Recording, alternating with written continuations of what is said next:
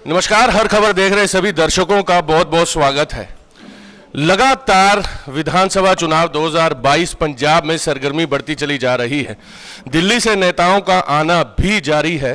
Bharatiya Janata party के star प्रचारक भी लगातार अपने प्रत्याशियों की एक तरह से मैं कहूं तो दम भरने के लिए, उनका साथ देने के लिए उनके विधानसभा क्षेत्र में पहुंच रहे हैं।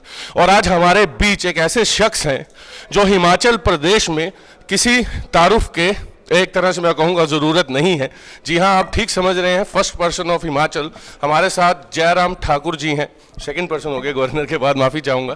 ठाकुर साहब बहुत बहुत स्वागत है। धन्यवाद, थैंक यू। ठाकुर साहब, सबसे पहला सवाल, आज 7 जवान शहीद हुए अरुणाचल प्रदेश में, जिनमें से 2 जवान हिमाचल के थे और आपका उसी कुछ ही समय के बाद आपका ट्वीट आता है। एक बिलासपुर से है, एक कांगड़ा से है।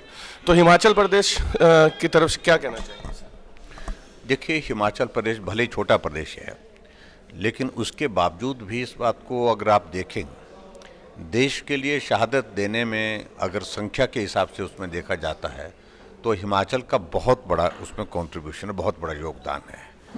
अगर कारगिल युद्ध में 4 परमवीर चक्र पूरे देश को मिले, उसमें से 2 हिमाचल को मिले। और ऐसे में जब इस प्रकार की घटना, जो अरुणाचल की घटना आपने बताई है, घटना तो सचमुच में बहुत दुखद है, क्योंकि हर रोज़ हमको इस प्रकार की मतलब कुछ दिनों के बाद इस तरह की सूचनाएं मिलती हैं, खबर मिलती है कि ऐसी घटना कहीं कश्मीर में हो गई, कहीं दूसरे प्रदेश में हो गई, देश की रक्षा करते करते।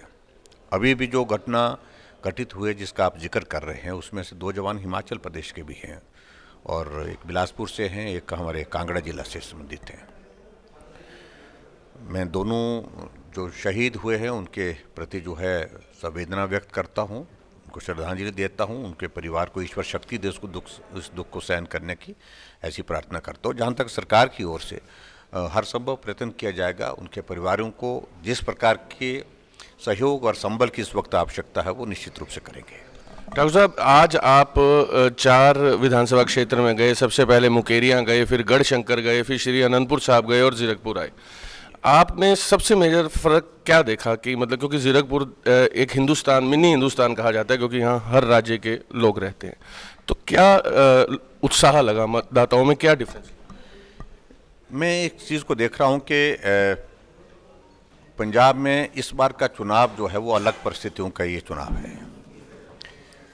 आमतौर पर लंबे अरसे से हमारा गठबंधन अकाली दल के साथ रहता था, इस बार गठबंधन उनके साथ नहीं है।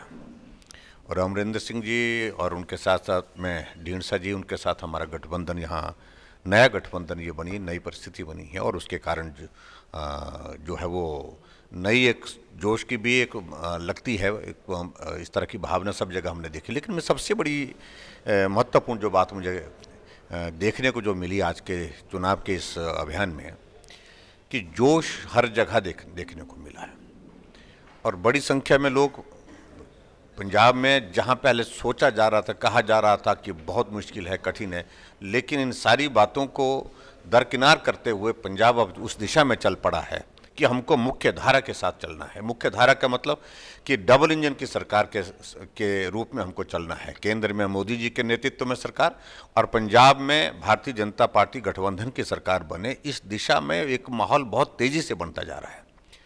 और मैं इस बात को कह सकता हूं कि निश्चित रूप से पंजाब में अच्छे परिणाम आएंगे और वो गठबंधन की दिशा में जाते दिख रहे हैं। ठाकुर साहब, कांग्रेस की अगर बात की जाए, कांग्रेस लगातार भारतीय जनता पार्टी पर आरोप लगाती है कि ईडी जो है वो इलेक्शन के चलते ही, क्योंकि अभी चरणजीत सिंह चन्नी जो कि मुख्यमंत्री है, उनके भांजे पर रेड होती है और वो ईडी की गिरफ्तारी भी होती है, लेकिन लगातार भारतीय जनता पार्टी को निशाने पर लिया जाता है और लगातार यही कहा जाता है केवल विधानसभा चुनाव के मद्देनजर ये काम हो रहा है। लेकिन जिस मामले में जाँच है उस पर मुझे बहुत ज़्यादा टिप्पणी नहीं करनी है क्योंकि वो जांच का विषय है। लेकिन मेरी जानकारी के मुताबिक इतना ज़रूर है कि ये मामला अभी का नहीं, कई समय से चल रहा था। कई तरह के मामले उसमें उनकी जो है इन्वॉल्वमेंट देखी जा रही थी। तो ऐसी परिस्थिति में ईडी ने अगर कोई कार्रवाई की है, उसको राजनीति से नहीं जोड़ना, चुनाव से भी नहीं जोड़ने की ज़रूरत है, किसी के रिश्तेदार इससे भी जोड़ने की ज़रूरत नहीं है। जिसने गलत किया है वो गलत है। कानून के मुताबिक उसके खिलाफ कार्रवाई जो बनती है वो होनी चाहिए। बात सीधी सी बात है। इस चीज़ को जस्टिफाई तो नहीं किया जा सकता है कि तभी भी जिस प्रकार से कांग्रेस के नेता करने की कोशिश कर रहे हैं, वो कोशिश कर रहे हैं कि इसमें भी राजनीति करें, उसमें भी राजनीतिक लाभ लें। अरे भाई, करोड़ों रुपए आपके वहाँ पर उनके पास मिले हैं, बरामद हुए हैं, तो ऐसी सूरत में उसका जवाब क्या है आपके पास? आप एक्सप्लेन करिए वो सारी चीज़ को। आम आदमी पार्टी के जो संयोजक हैं अरविंद केजरीवाल दिल्ली से मुख्यमंत्री हैं, लगातार पंजाब का दौरा कर रहे हैं। 10 वायदे उन्होंने पंजाब के लोगों से किए हैं और महिलाओं को 1000 रुपये मासिक देने की बात करते हैं। भगवंत मान को मुख्यमंत्री चेहरा घोषित किया है। अरविंद केजरीवाल पर सर क्या? देखिए, दिल्ली और पंजाब में मुझे लगता है कि बहुत अंतर है। इस बात को उनको समझना चाहिए। और ऐसी परिस्थिति में जो दिल्ली में इन्होंने एक पूरा इस तरह से चलाया, ये भी मुफ्त वो भी मुफ्त, ऐसा भी यहाँ पर भी इस तरह का संदेश देने की कोशिश कर रहे हैं, मुझे नहीं लगता कि उनकी स्वीकार्यता उस दृष्टि से यहाँ पर बन पाएगी।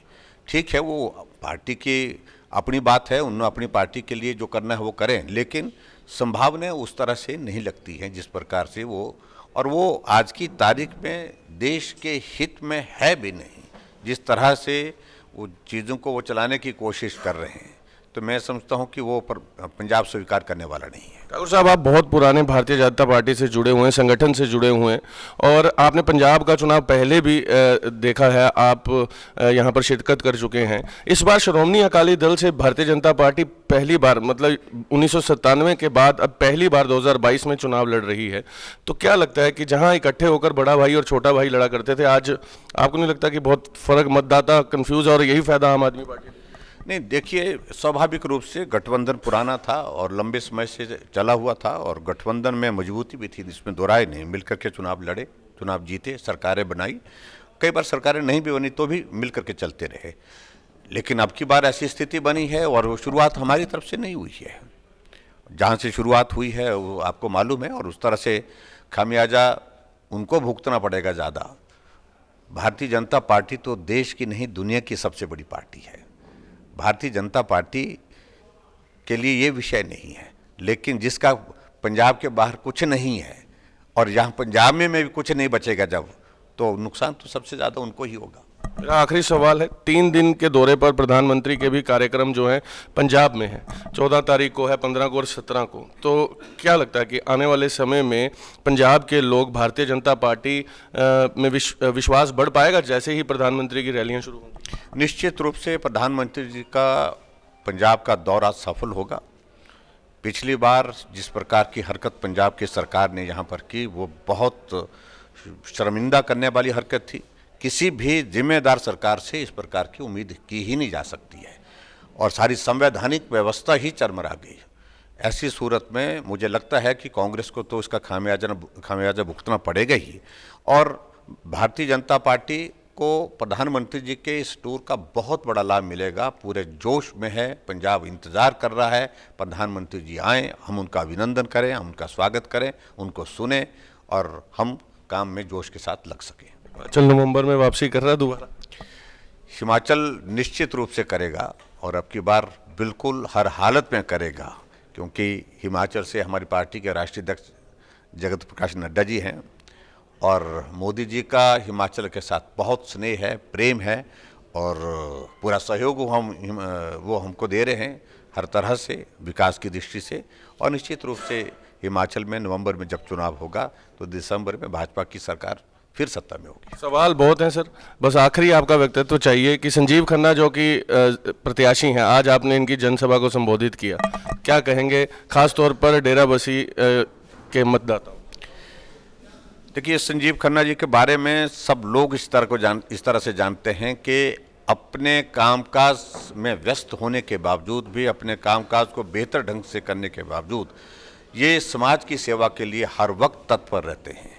ग्रामीण क्षेत्र हैं, वहाँ भी लोगों के बीच में जाकर के काम करते हैं, शहरी क्षेत्र हैं वहाँ पर भी, और इस प्रकार से सब लोग इस बात को अनुभव कर रहे हैं कि इतना सेवा के भाव के साथ कोई व्यक्ति अगर वर्षों से यहाँ पर समर्पण के साथ लगा है, तो निश्चित रूप से उनको अवसर देना चाहिए, मौका देना चाहिए। और मुझे पूरा भरोसा है कि डेराबस्सी के मतदाता 20 तारीख को जब मतदान केंद्र पर जाएंगे तो संजीव खन्ना जी को अपना समर्थन, अपना आशीर्वाद देंगे और भारतीय जनता पार्टी के कमल के चुनाव चिन्ह के सामने बटन दबा करके उनको अपना आशीर्वाद देंगे। बहुत बहुत शुक्रिया। ये थे हमारे साथ हिमाचल के मुख्यमंत्री जयराम ठाकुर। अब ये देखने वाली बात है कि आने वाले 10 मार्च को आखिरकार जीत का परचम कौन सी पार्टी लहरा पाती है। देखते रहे हर खबर।